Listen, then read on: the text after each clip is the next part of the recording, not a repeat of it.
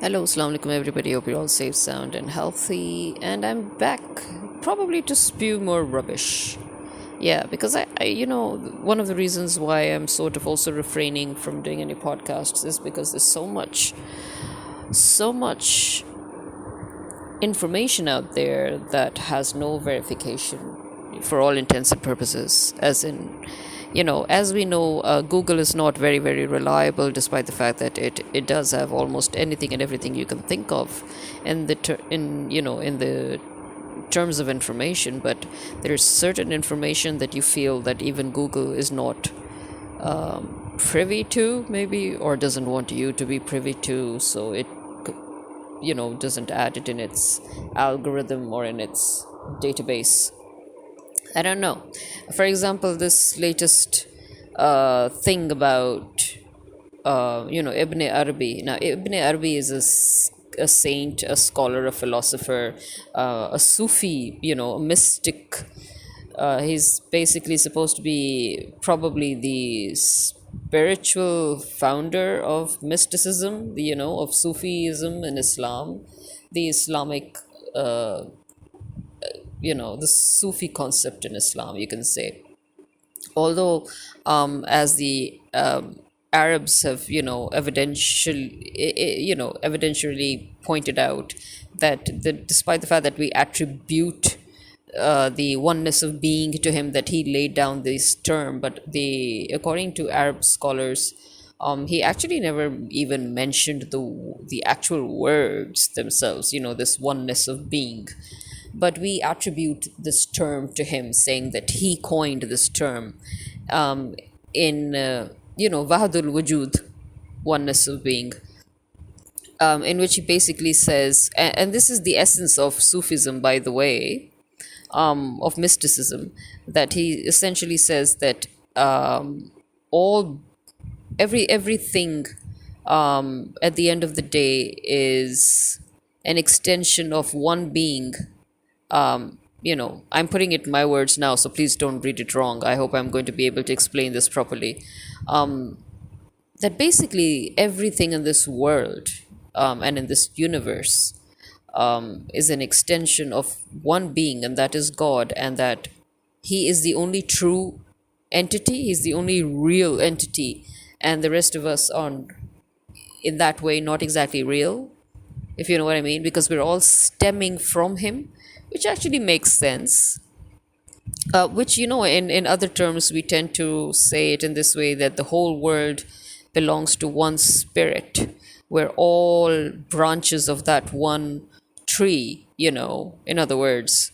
So, yeah, we're all extensions of that one being, and that one being is the only one true real being, the real one to exist. And so, keeping that in mind, none of us truly exist because we've literally just come from Him, from within Him, you know, that we've been created by Him.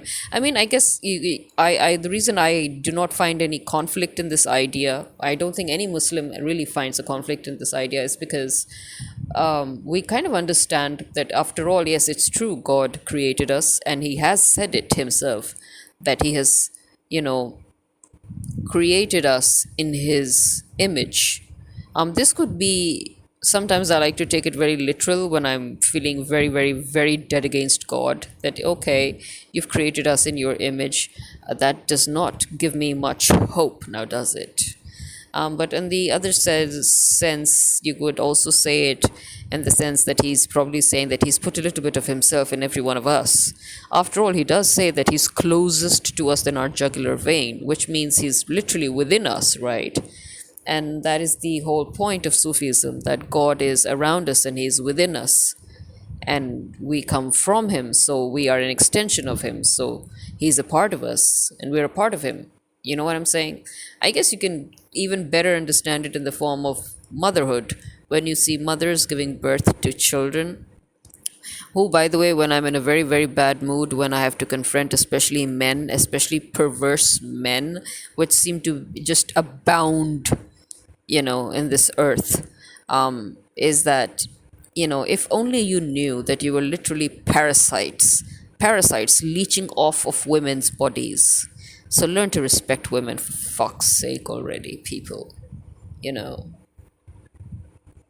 women are in every respect superior to you. If you only even look at this point, the fact that you're leeching off of a woman, and if she likes, she can just throw you, dump you into the toilet without even giving birth to you, because essentially you're a parasite. But she lets you grow from within her. She allows a symbiotic, an allegedly symbiotic relationship with you, and then she allows you to develop into a fetus, into an embryo, into a whole being, and then she pushes you out of her body. You are literally dirt. You're nothing. And actually, even God says we're basically made from, from that, from clay, from dirt, from clout, and we're just coming out, and we think so much of ourselves. But listen, what are we really? So men, what are you really? You are nothing but that dirt, that discharge that has been formed into a human being, for crying out loud. Stay within your limits. Anyway, back to it all. So, yeah, imagine that. Imagine a parasite within the body of a woman developing into a human being and then being shoved out, pushed out of that body, out into this world. After all, you are a part of the woman. And this is, as I was reading this interesting read about, the three kinds of chimeras that already exist within human beings, which naturally, as in a natural form of chimerism that can be found in human beings. And one of them is motherhood, basically. Women who have just given birth, they have two different DNAs within them, obviously their own DNA and that of their child's, So that is temporary, though. It's expected that it sort of gets out of her system after a few months or maximum a year, I guess, if I remember right. So there is that. But I mean, so imagine chimera. Okay, so yeah, parasite, symbiotic relationship. So you see where I'm going with this. So yeah, so you see, even a kid's DNA transfers into the mother's bloodstream, and you know, even if it's temporary, but it's still, it gets transferred. So the mother at the end ends up having two different sets of DNA within her. So yeah, where I get that. I get that, we all being an extension of God and not being essentially real, for that matter, because He is the one true real existence up there. And He just, pushed us all out, you know. Well, anyway, yeah. Obviously, that's not what he said. That's not what Ibn Arabi said. He didn't say God pushed us out. I'm just trying to give a sort of a physical manifestation of it in a human level for people to better understand.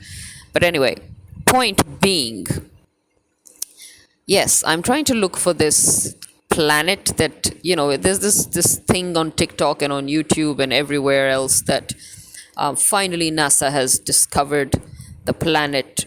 No, finally NASA has found the planet that was initially discovered by Ibn Arabi.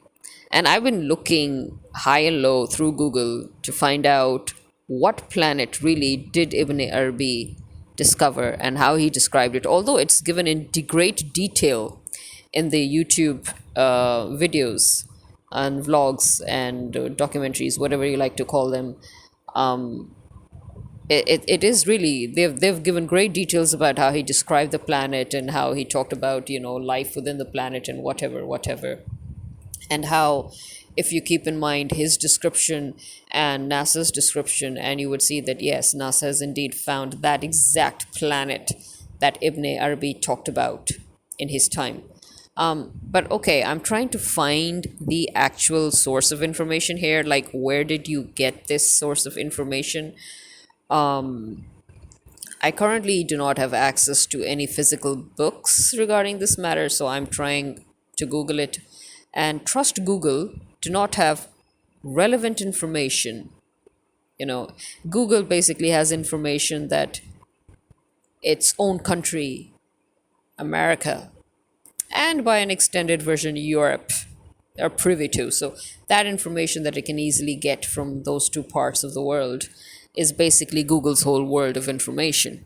The fact that Google lacks very badly in accurate information on many of the Eastern and African related,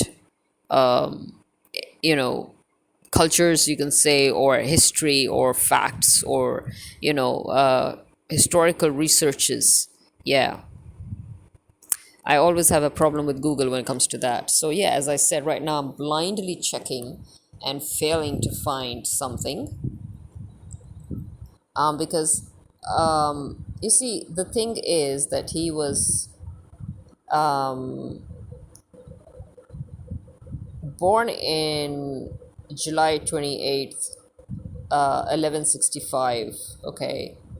And he is best known as, one of the most famous or or one of the best astrologers of the Islamic Golden Age. He died on November 10th, 1240 in Damascus. Now the thing is, I mean, he is basically Ibn Arabi was basically an Arab Andalusian, right? So I'm trying to figure out. Okay, so he belonged to the Islamic Golden Age figures because, as we know, the Islamic Golden Age is known as the Islamic Golden Age because, yes, because that is the time where Islam flourished, and it flourished because it was in its, essence, in which the true Islam was followed, in which everybody was out discovering and exploring, which, as I said, is the essence of Islam, right? Because Islam was all about knowledge, gaining knowledge, explorations, observations. So, astrology, mathematics, physics, biology, medicine, chemistry, yes, especially chemistry, these are gifts of the, of that time, of the Muslim scholars and scientists of that time to us today. And also,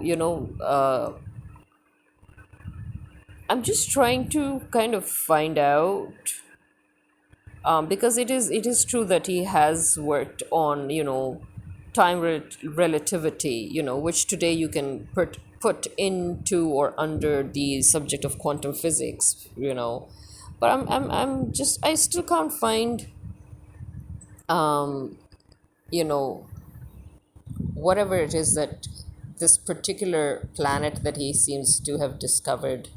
I really want to find it out to be able to actually say that, okay, yeah, I get it, and I really cannot talk about it or react to it or say anything when I don't know jack about it,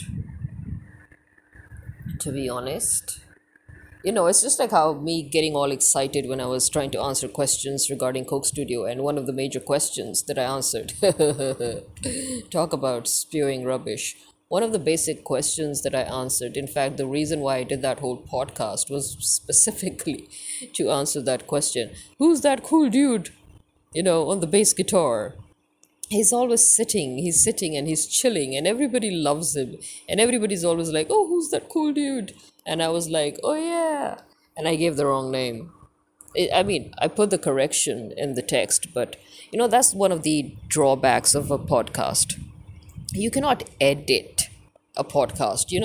It's like you cannot just go and say, oh, let me just record over this part, you know do an audio cut, do an audio trim, slap that in between and fuse it all in. No, because especially I yapped so much about, about the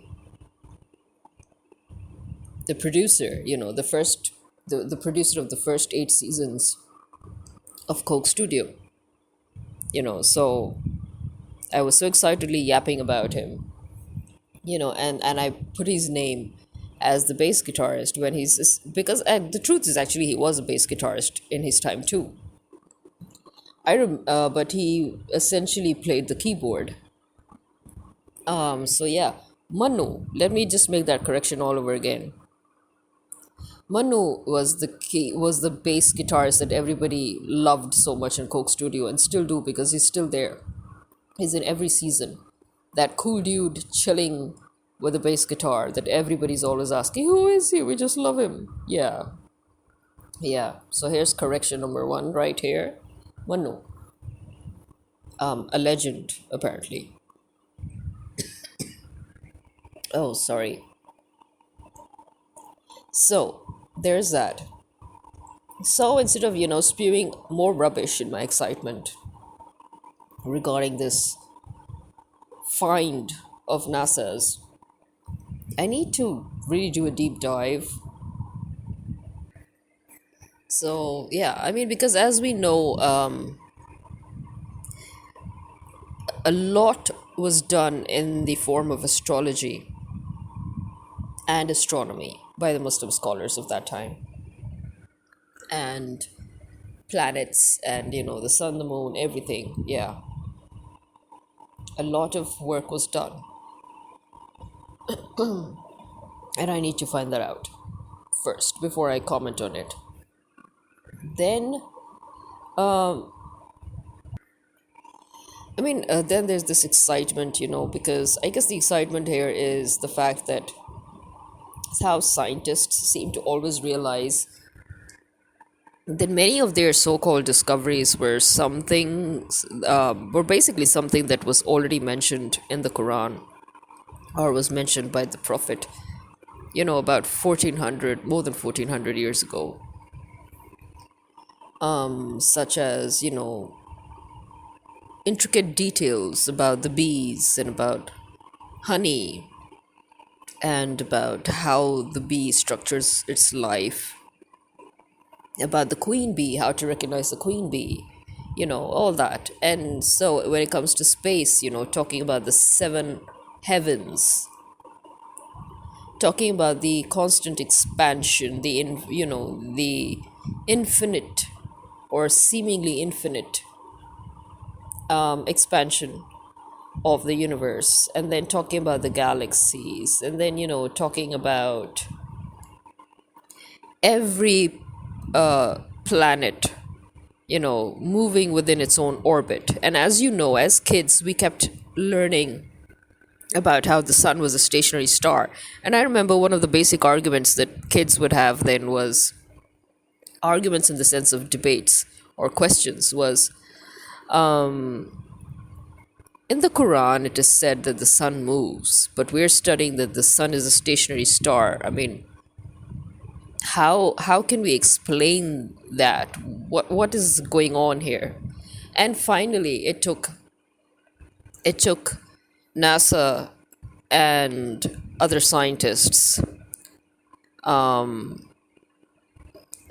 really God knows how many centuries to figure that one out. And it's only recently that they realized that, oh, sorry, our bad here, the sun is indeed moving within its own orbit, it's not a stationary star. So okay. And the kids are like, oh, so that's what the Quran was talking about. Okay, it was talking about how the sun and the moon, the earth and every other planet, they're moving within their own orbits. So yeah, there's a lot of things that Islam has already told us, but science needs to physically explain it to us, or to themselves anyway, to the Western people. So, not the Western people, though, because there are Muslims there too who have that insight and they've read the Quran. But I mean, what I'm trying to say is the kind of culture or civilization that we're in is that we're literally discovering something that is already being told to us. So I guess it wouldn't be a surprise that NASA is actually finding something that was discovered and talked about eons ago. But I need to find that out before I can say anything about it. That's my point here. Yeah. So let's see. Let's see. I need to do some more deep diving. But meanwhile, there's something that I do think that people need to think more about, and that is the fact that, as I've repeatedly said, as a civilization, we're regressing. There is a thought that I've always gone back to. It's a thought that I suddenly had, in a way, you can say recently, but it's a thought that I keep on going back to. And so it's a thought that even my father, every now and then, also now goes back to. And he's like, yeah, do you think this is really. This is really it, because the thought is that I kind of believe that every ancient civilization has actually reached the same peak of knowledge. I think I've said that in one of my previous episodes podcast. Every civilization that has been destroyed before us has actually reached the peak that we will reach, or we have reached.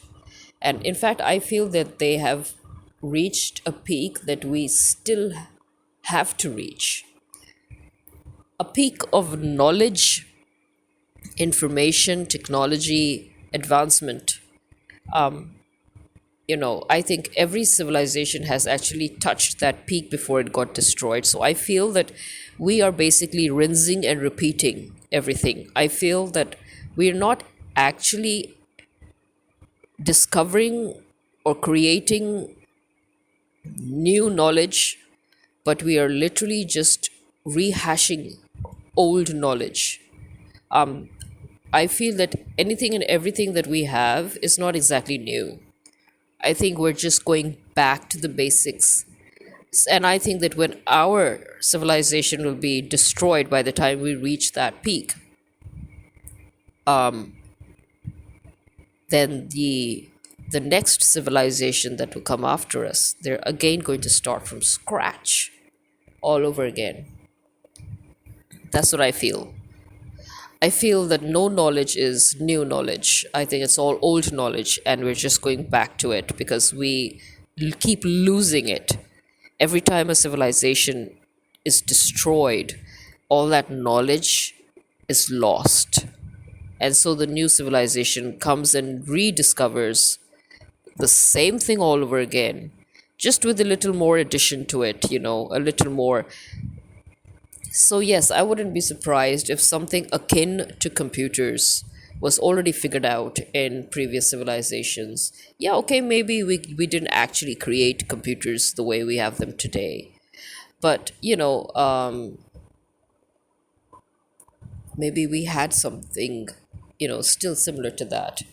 The fact that those previous civilizations had touched their peak to such an extent that we haven't even reached halfway of where they went before they were destroyed, is something one needs to think about. It's not just about being able to discover new ways or new materials to create laptops or mobiles, and no, it's about actual knowledge of actual technology, of actual science, and how it was put to use in those times with the given material of those times, if that makes any sense. So, yeah, I feel that as a civilization, we are regressing instead of advancing in so many ways. As people with moral values, we're regressing. With etiquette and mannerisms, we're regressing. With when it comes to humanity, we're regressing. When it comes to knowledge, we're yes, we're regressing. When it comes to ultimate knowledge, we haven't even gone there. Forget regressing. I think we haven't even begun properly. So the fact that America and its allies are itching for a war that is so obviously their doom, I think that just shows the level of regression our civilization has gone towards already. The fact that we have a huge population now compared to previous civilizations, and yet we're still, letting a handful or a fistful of minority to, you know, force us through the same BS that previous civilizations were forced through by similar psychopaths of their times. You know, I think the previous civilizations had a better awareness, better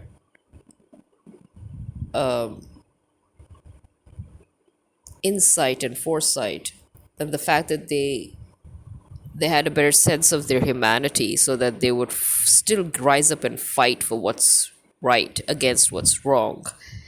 And if you compare ourselves to them, we have miserably lost. We haven't even begun again to even be there, where we're still standing and sitting and looking at the atrocities being committed. If this was the previous civilizations, they wouldn't have waited this long. They would have already started fighting. They would have already intervened. They would have already tried to defend an occupied state. But we, a huge population that professes itself to be advanced technologically, educationally, and as a civilization, yeah, no. If anything, this just proves that we are the opposite. We are the very opposite.